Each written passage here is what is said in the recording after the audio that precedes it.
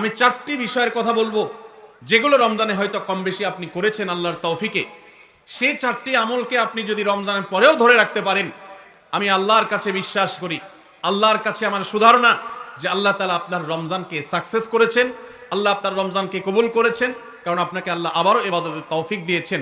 আর সেই 4টি কাজের প্রথম কাজ হলো, আমরা অনেকেই আলহামদুলিল্লাহ সারা বছর নামাজ নিয়ে অবহেলা কম বেশি করলেও রমজান মাসের সম্মানে, তাকওয়ার মাস হিসাবে, কোরআন নাজিলের মাস হিসাবে, শ্রেষ্ঠ মাস হিসাবে, ইবাদতের মৌসুম হিসাবে রমজানে অনেকেই পুরুষরা 5 ওয়াক্ত নামাজ মসজিদে গিয়ে পড়ার চেষ্টাটা করেছে।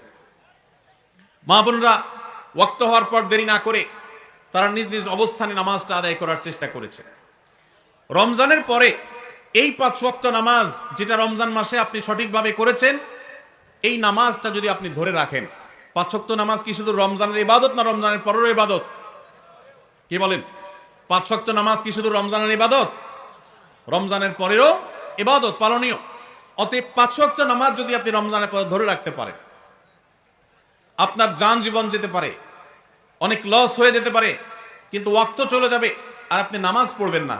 ইমানদারের দ্বারা এটা কল্পনা করা যায় না, কোনো মুসলমানের জন্য এটা কল্পনা করা যায় না যে তিনি নামাজের ওয়াক্ত চলে যাবেন আর অবলীলায় তিনি অন্য কোনো কাজে ব্যস্ত থাকবেন, অসম্ভব। এর সাথে ইমানের সাংঘর্ষিকতা এই লেভেলের যে ওমর ইবনুল খাত্তাব রাদিয়াল্লাহু তাআলা বলেছেন, লা হাজ্জা ফিল ইসলামি লিমান তারাকাস সালাহ। যে ব্যক্তি ইচ্ছাকৃতভাবে নামাজ ছেড়ে দেয়, নামাজ ত্যাগ করে, অন্য কাজে মগ্ন থাকে, ওয়াক্ত চলে যায়, ইসলামে তার কোনো হিস্সা নাই, কোনো অংশ নাই, কোনো ভাগ নাই, সে নিজেকে মুসলিম দাবি করবার কোনো নৈতিক অধিকার নাই যে নামাজ ইচ্ছাকৃত পড়ে না, ত্যাগ করে। রমজান মাসে 5 ওয়াক্ত নামাজটা যদি আপনি সারা বছর ধরতে পারেন, এটাকে যদি আঁকড়ে ধরতে পারেন এবং ধরে রাখতে পারেন, তাহলে আপনি একটি আমলে সাকসেস। নাম্বার 2, রমজান মাসে আমরা অনেকেই আল্লাহর দেয়া তৌফিকে গুনাহ এবং পাপাচারের কাছ থেকে বেঁচে থাকার চেষ্টা করেছি। চোখের জিনা, কানের গুনাহ, হাত দ্বারা কৃত অপরাধ, নানাবিধ অপরাধ থেকে আমরা বেঁচে থাকার চেষ্টা করেছি। আল্লাহ তৌফিক দিয়েছেন। কেন? কারণ রমজান মাস তাকওয়ার মাস, গুনাহ ছাড়ার মাস, সেজন্য আমরা গুনাহ ছাড়ার চেষ্টা করেছি। এই যে রমজান মাসে আমরা পাপাচারের কাজ বর্জন করে থাকার চেষ্টা করেছি, রমজানের পরেও যদি এই চেষ্টাটাকে অব্যাহত রাখতে পারি, এটাকে যদি আমরা ধরে রাখতে পারি, ইনশাআল্লাহ আমার রমজান সাধনা সার্থক হয়েছে, আমার রমজানের ইবাদত কবুল হয়েছে আল্লাহর কাছে। এটা বুঝার সবচেয়ে বড় আলামত হলো রমজানের পরেও আপনি আমল ইবাদতের পাশাপাশি গুনাহগুলো থেকে বেঁচে থাকার চেষ্টা করছেন। আপনি কোনো পাপের কাজ করতে যাচ্ছেন, মোবাইলে কোনো হারাম ভিডিও দেখতে যাচ্ছেন, হারাম কোনো বিষয় আপনি লিপ্ত হতে যাচ্ছেন, সাথে সাথে আপনার যদি আল্লাহর কথা স্মরণ হয় আর আপনি ওই হারাম থেকে নিজেকে বাঁচিয়ে রাখতে পারেন, তাহলে আপনার রমজান সাধনা সার্থক। আপনি আর কিছু না পারেন, রমজানের এই 2টি কাজ, প্রথমত 5 ওয়াক্ত নামাজ, দ্বিতীয়ত হলো যেই কোনো পাপাচার থেকে বেঁচে থাকা, এই 2টা যদি করতে পারেন তাহলে অনেকাংশেই আপনার রমজান সফল এবং সার্থক ইনশাআল্লাহ।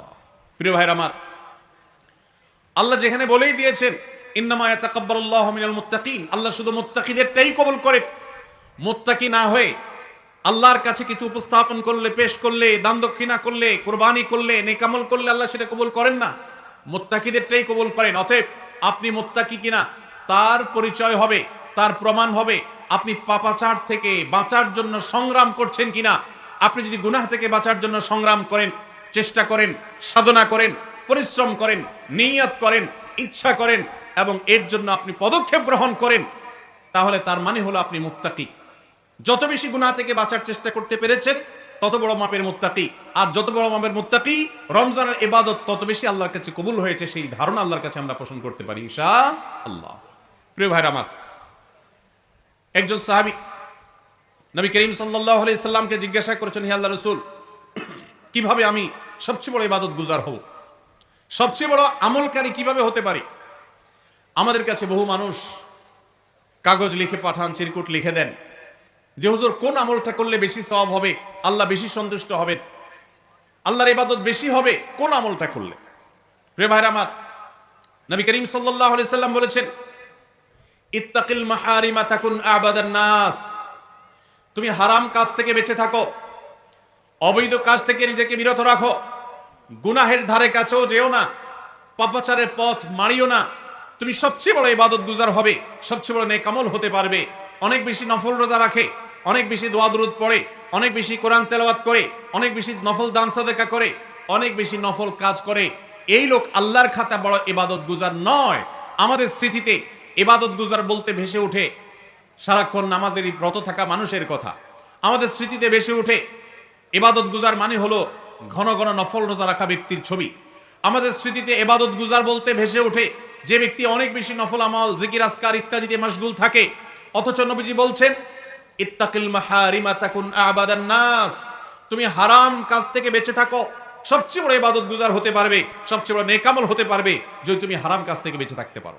ভাইরা আমার, আপনি যদি আপনার এই দুই ঠোঁট দিয়ে কোনো কটু কথা, অশ্লীল কথা, গালিগালাজ এটা আপনার মুখ দিয়ে যদি বের না হয়, রমজানের আগে হতো, রমজান মাসে আপনি তওবা করেছেন, রমজানের পরেও এই সংগ্রামে আপনি জিতে আছেন, টিকে আছেন, আপনার মুখ দিয়ে কোনো অন্যায় হয় না, তার মানে হলো আপনি মুত্তাকিদের কাতারে শামিল হতে পেরেছেন, আপনি গুনাহ থেকে বাঁচতে পেরেছেন। আপনার আমল দেখা যায় না, কিন্তু এই যে গুনাহ থেকে বাঁচার সংগ্রামে আপনি জিতে গেছেন, আপনি নিজেকে বাঁচিয়ে রাখতে পেরেছেন, এটাই হলো আপনার সফলতা, এটাই হলো আপনার সার্থকতা। আজকাল নফল রোজা, নফল নামাজ, নফল দোয়া দুরূদ, নফল জিকির আজকার, নফল দান সাদকা করা মুসলমানের সংখ্যা কম নয় সমাজে। যেই মুসলমানের অভাব সেটা হলো গুনাহমুক্ত জীবন গঠন করা মুসলমানের অভাব, মুত্তাকি মানুষের অভাব, গুনাহমুক্ত মানুষের অভাব। গুনাহমুক্ত মানুষ পাওয়া যায় না। ভাইরা আমার, আমাদের চেষ্টা করতে হবে আমার হাত এবং মুখ দ্বারা কারো অধিকার খর্ব হবে না, কারোর কষ্ট হবে না। মুসলমান তো বটে, অমুসলমানকেও কোনো কষ্ট আমি দেব না, কারোর অধিকার নষ্ট হবে না, সম্পদে কারোর হক আমি নষ্ট করব না। আমি ওয়াজ মাহফিল শুনলাম, দিন কি দিন শুনলাম, ঘন্টাকে ঘন্টা শুনলাম, শুনতে শুনতে আমি কেঁদে দিলাম। 2 পয়সার কোনো ভ্যালু নাই যদি আমি দোকানদারি করতে গিয়ে কাস্টমারের সাথে 2 নাম্বারি করি, কাস্টমার হয়ে দোকানদারের সাথে 2 নাম্বারি করি, জমির আইল ঠেলাঠেলি করি, আরেকজনের ফসল আমি নিজে তুলে নিয়ে আসি, অন্যায়ভাবে কারোর হক নষ্ট করি, কথা দিয়ে কাউকে কষ্ট দেই, আচরণ দিয়ে কাউকে কষ্ট দেই, কারোর কোনো অধিকার নষ্ট করি, কারোর গীবত শিকায়েত করি, কারোর পেছনে তার সমালোচনা করি, বিদ্রোহ করি, কাউকে আমরা ব্যঙ্গ নামে ডাকি, ফেসবুকে, সোশ্যাল মিডিয়াতে অথবা অফলাইনে, অনলাইনে, যে কোনো সেক্টরে, যে কোনো জায়গাতে, যেই কোনো প্ল্যাটফর্মে এই ধরনের গুনাহের কাজে যদি আপনি লিপ্ত থাকেন, তো আপনার এই শত শত মাহফিল, হাজারো মাহফিল শোনা, মাহফিলে আসা, এটার কোনো মানে হতে পারে না। আল্লাহ আমাদের সবাইকে রমজান মাসে গুনাহ থেকে বাঁচার যে চেষ্টাটুকু আমরা করতাম রমজানের পরেও সেটাকে আমাদের ধরে রাখার তৌফিক দান করুন। রমজানের পরে গুনাহ থেকে বাঁচার চেষ্টা করবো তো ইনশাআল্লাহ। অনেক ভাইরা আছেন অনেক হারাম কাজ করেন নাই, কেন? রমজান মাস, কিন্তু এখন আবার সেটা শুরু করে দিয়েছেন। এর মানে হলো আপনার রমজানের ইবাদত কবুল হওয়ার সম্ভাবনা ক্ষীণ। নিশ্চিত তো বলা যাবে না, তবে প্রবল সুধারণা করা যায়, সম্ভাবনা অনেক প্রবল যদি আপনার সেই রমজানের আমলগুলোকে আপনি এখন ধরে রাখতে পারেন। অন্য সব না পারেন, অন্তত আমি 4টা আমলের কথা বলেছি, 5 ওয়াক্ত নামাজ আর সকল প্রকার গুনাহ এটা থেকে বিরত থাকা, আর 3 নম্বর হলো কোরআনে কারীমের তিলাওয়াত। অনেকে আমরা আলহামদুলিল্লাহ কোরআন তেলাওয়াত করেছি রমজানে, কারণ রমজান মাস কোরআন নাজিলের মাস। আমাদের সালাফ পূর্বসূরীরা রমজান মাসে কোরআন হাত থেকে রাখতেন না। আমরা অনেকেই নিজে কোরআন খতম দিয়েছি, যারা খতম দিতে পারেন না একটু হলো তেলাওয়াত করেছেন, তারাবিতে হাফেজ সাহেবের কাছ থেকে তেলাওয়াত শুনেছেন, কোনো না কোনো ভাবে কোরআনের সান্নিধ্যে এসেছেন। দুর্ভাগ্যজনক বাস্তবতা, রমজান চলে যাওয়ার সাথে সাথে আমাদের কোরআনের সাথে সম্পর্ক শেষ হয়ে গেছে। ঠিক না ভাই? ঠিক। বহু মানুষ আছে কোরআন স্পর্শ করে না, দিনের ভিতরে 2-4 ঘন্টা, 5 ঘন্টা, 6 ঘন্টা সময় পর্যন্ত অনেকে সোশ্যাল মিডিয়াতে ডুবে থাকেন, মোবাইলে ডুবে থাকেন। সারাদিন কোরআনকে স্পর্শ করার জন্য 5টা মিনিট সময় বের হয় না, ঘন্টাকে ঘন্টা কোরআনের পরিবর্তে মোবাইল ফোনকে স্পর্শ করার সময় আমাদের হয়। মনে রাখবেন, আপনার রমজানের আমল ইবাদত সার্থক হবে, সফল হবে, কবুল হওয়ার সম্ভাবনা জোরালো হবে যদি রমজানে যে কোরআন আপনি প্রতিদিন 2-4 পারা তেলাওয়াত করেছেন, এখন 2-4 পারা না পারেন 2-4 পৃষ্ঠা হলেও পড়েন, কিন্তু আপনার দিনের একটা সময় অবশ্যই বরাদ্দ থাকা উচিত কোরআনের জন্য। আজ মুসলিম জাতির যে দুরবস্থা আমরা দেখতে পাচ্ছি, পৃথিবীর পূর্ব থেকে পশ্চিম, উত্তর থেকে দক্ষিণ, চতুর্পাশে আমরা যে হাহাকার দেখতে পাচ্ছি, লাঞ্ছনা দেখতে পাচ্ছি, অপমান দেখতে পাচ্ছি, পরাজয়ের গ্লানি দেখতে পাচ্ছি, মুসলমানদের দুরবস্থার অন্যতম প্রধান কারণ হলো আজ মুসলমান কোরআন থেকে দূরে সরে গেছে।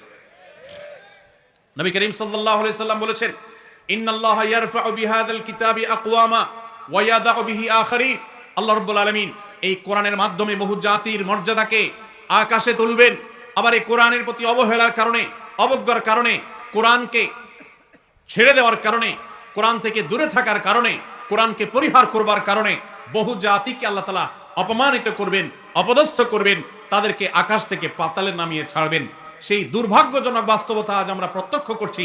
মুসলমানের ঘরে কোরআন পড়ার কোনো অভ্যাস নেই, কোরআনের চর্চা নেই, কোরআনের আলোচনা নেই, কোরআনের আলোকে জীবন গড়বার কোনো পরিকল্পনা আমাদের মধ্যে নেই। এই জন্য ভাইরা, রমজান মাসে যে কোরআনের সান্নিধ্যে আমরা ছিলাম, রমজানের পরে অল্প অল্প করে হোক প্রতিদিন আপনি কোরআন তেলাওয়ার চেষ্টা করেন। 1 পৃষ্ঠা 2 পৃষ্ঠা হলে তেলাওয়াত করার চেষ্টা করেন, অর্থ সহ বুঝে পড়ার চেষ্টা করেন। এটা যদি করতে পারেন আপনার রমজান সাধনা সার্থক ইনশাআল্লাহ। চেষ্টা করব তো কোরআন তেলাওয়াত করার। আল্লাহ রাব্বুল আলামিন এই কোরআনকে এমন এক গাইড বুক করেছে। কোরআনের সবচেয়ে বড় মিরাকল হলো কোরআনকে যে যত বেশি আঁকড়ে ধরতে পারবে দুনিয়াতে আল্লাহ তাআলা তাকে তত বেশি সম্মানিত করবেন। ইসলামের ইতিহাসের সোনালী যুগের যারা স্বর্ণমানব ছিলেন, সেই খুলাফায়ে রাশেদা, তাদের পরবর্তী যুগের যে সোনালী ইতিহাস ছিল, যখন বিশ্ব মুসলমানের পদতলে ছিল, মুসলমান যখন বিশ্বের সুপার পাওয়ার ছিল, গোটা বিশ্বে মানবতা তার সর্বোচ্চ শিখরে যখন আসীন হতে পেরেছে, মানবতা সবচেয়ে বেশি যখন প্রতিষ্ঠিত হয়েছে, যখন মুসলিম নয় শুধু অমুসলিমরাও সবচেয়ে সুখে শান্তিতে পৃথিবীতে বসবাস করতে পেরেছে, কারণ অধিকার খর্ব করা হয় নাই, অধিকার আদায়ের মতো আজকের পৃথিবীতে যে নাটক চলমান আছে সেই নাটক তখন হয়নি। সেই সোনালী অতীত মুসলমানদের যে ছিল, তখনকার মুসলমানরা কোরআনকে তারা আঁকড়ে ধরেছিল, কোরআনকে তারা মাথায় রেখেছিল, কোরআনকে তারা জীবনে ধারণ করেছিল, কোরআনকে তারা সবসময় স্মরণ করেছে, বরণ করেছে, গ্রহণ করেছে, কোরআন দিয়ে নিজের জীবনকে সাজিয়েছে, তার সুফল তারা পেয়েছে। আজ কোরআন আমাদের কাছে অবহেলিত, কোরআন আমাদের কাছে আজ সবচেয়ে বেশি পরিত্যক্ত। যেই গ্রন্থ বছরে আমরা রমজান মাস ছাড়া অনেকে উল্টায় দেখি না, পাঠ করি না। মোবাইলে আমার বহু অ্যাপ আছে, সাথে কোরআনের অ্যাপও আছে। আমি সোশ্যাল মিডিয়ার অ্যাপগুলো দিনের ভিতরে 50, 60, 70, 80, 100 বার ওপেন করলেও কোরআনের অ্যাপটা দিনে একবার ওপেন করা হয় না। কোরআনের জন্য কোনো সময় আমার বরাদ্দ নাই। আমাদের বাসা বাড়িতে অনেক কিছু চলে, কোরআন তেলাওয়াত চলে না। বহু কিছু নিয়ে আড্ডা হয়, কোরআন নিয়ে পাঠচক্র হয় না, গ্রুপ ডিসকাশন হয় না, আলোচনা পর্যালোচনা হয় না। এরকম পরিবার আজ ঘরে ঘরে, প্রত্যেকটা জায়গায় জায়গায়। আর এই কারণে আজ আমাদের দুরবস্থা আমরা দেখতে পাচ্ছি পৃথিবীর চতুর্প্রান্তে রয়েছে। আল্লাহ তাআলা আমাদের সবাইকে কোরআনকে সারা জীবনের জন্য আমাদের সাথী করার তৌফিক দান করুন। কোরআন নিয়মিত পড়বেন তো ইনশাআল্লাহ?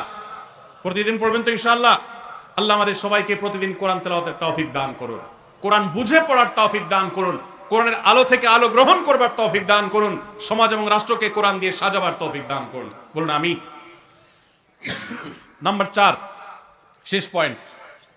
রমজান উপলক্ষে আমরা অনেকেই ভোর রাতে সাহরি খেতে উঠে আল্লাহর কাছে কম বেশি দোয়া করার চেষ্টা করেছি, 2-4 রাকাত তাহাজ্জুদ নামাজ পড়ার চেষ্টা করেছি, ঠিক না? ঠিক। ইফতার সামনে নিয়ে অনেকে দোয়া করেছেন। রমজান মাসে রোজাদারের দোয়া কবুল হয় দিনের বেলা, অনেকে দোয়া করেছেন। রমজান শেষ, তাহাজ্জুদ পড়া তো ভোর রাতে উঠে দূরের কথা, অনেকের ফজর নামাজ পড়াটাই কঠিন হয়ে গেছে, ঠিক না? ঠিক। আজ রমজানের পরে রমজানের সেই আমলের ধারাবাহিকতা, অর্থাৎ ভোর রাতে তাহাজ্জুদের নামাজ পড়ার যদি কেউ অভ্যাস ধরে রাখতে পারেন, এটা হবে সবচেয়ে বড় অর্জন। এটা যদি না পারেন, অন্তত ফজরের নামাজ, 5 ওয়াক্ত নামাজ তো পড়বেনই, ফজর নামাজ স্পেশালি জামাত যাতে কোনোভাবে মিস না হয়, আর দিন এবং রাত 24 ঘন্টার কোনো একটা সময় আল্লাহর কাছে দুহাত তুলে দোয়া করার অভ্যাস গড়ে তুলবেন। চেষ্টা করবেন তো ইনশাআল্লাহ? কয়েকটা সময়ের দোয়া আল্লাহর কাছে করলে সেটা বিফলে যায় না।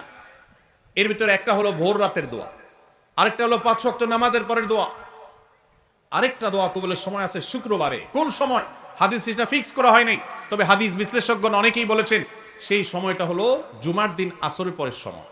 জুমার দিন আসরের পরে সূর্য ডুবার আগ পর্যন্ত আল্লাহর কাছে যদি দোয়ায় মাশগুল থাকেন, বাসা বাড়িতে আছেন, কর্মস্থলে আছেন, রাস্তাঘাটে আছেন, যেখানে যে অবস্থায় আছেন, জুমার দিন শুক্রবার বাদ আসর সূর্য ডুবার আগ পর্যন্ত দোয়া কবুলের মোক্ষম একটা সময়, অসাধ্য সাধন করবার সময়, একেবারে অসম্ভবকে সম্ভব করার সময়, আল্লাহর কাছ থেকে সবকিছু নিজের করার সময়। এই জন্য এই সময়গুলো আমরা মিস করব না। তো রমজান মাসের দোয়ার অভ্যাসটা যদি রমজানের পরে আপনি ধরে রাখতে পারেন, ব্যাস এনাফ। 5 ওয়াক্ত নামাজ, সকল প্রকার হারাম পাপাচার বর্জন, কোরআনে কারীমের তেলাওয়াত অল্প অল্প করে হলেও প্রতিদিন একটা সময় ফিক্স করে যে এই সময় কোরআন তেলাওয়াত ছাড়া কিছু করব না। ঘুম থেকে উঠে প্রথম কাজ হবে ওযু করে আমি কোরআন তেলাওয়াত করব, ফজর নামাজের পরে একটু পড়ব। আর 4 নম্বর হলো দিন এবং রাতের কোন একটা সময় আল্লাহর কাছে দোয়া করার অভ্যাস করব। অনেক লোক আছি আমরা যে 24 ঘন্টার ভেতরে সপ্তাহে সপ্তাহ, মাসকে মাস চলে যায়। অনেক নিয়মিত নামাজি মানুষ আছেন, অনেক দাড়িওয়ালা মানুষ আছেন, এমনকি অনেক মাদ্রাসার ছাত্র, এমনকি আলেমও আছেন। মাসকে মাস চলে যায়, আল্লাহর কাছে হাত তুলে একটু চোখের পানি ফেলে শেষ কবে দোয়া করেছি বলতে পারবো না। এর চাইতে বড় হতভাগা আর কেউ হতে পারে না। এই জন্য রমজান মাসের দোয়ার আমলটা, রমজানে হয়তো আপনি দিনে 4 বার 5 বার করেছেন, রমজানের পরে একবার করেন। রমজানে হয়তো 10 মিনিট 15 মিনিট 20 মিনিট ধরে দোয়া করেছেন, রমজানের পরে অন্তত 2 মিনিট ধরে দোয়া করেন। এই 4টা কাজ, 5 ওয়াক্ত নামাজ, সকল পাপাচার বর্জন, কোরআনে কারীমের তিলাওয়াত, আর দিন এবং রাতের কোন একটা সময় আল্লাহর কাছে দোয়ায় মাশগুল হওয়া, এই 4টা কাজ রমজানের, এগুলো যদি আপনি ধরে রাখতে পারেন তো ইনশাআল্লাহ আপনার রমজান সাধনা, আপনার রমজান ইবাদত বন্দেগী আল্লাহর কাছে কবুল হয়েছে। আল্লাহ আপনাকে মুত্তাকি হওয়ার তৌফিক দিয়েছেন, মুত্তাকিদেরটাই আল্লাহ কবুল করেন। অতএব আপনার রমজান ইবাদত এবং সাধনা কবুল হয়েছে, সার্থক হয়েছে, সেই সুধারণা আপনি পোষণ করতে পারেন। সবাই চেষ্টা করবো তো ইনশাআল্লাহ। আল্লাহ আমাদের সবাইকে সেই তৌফিক দান করুন।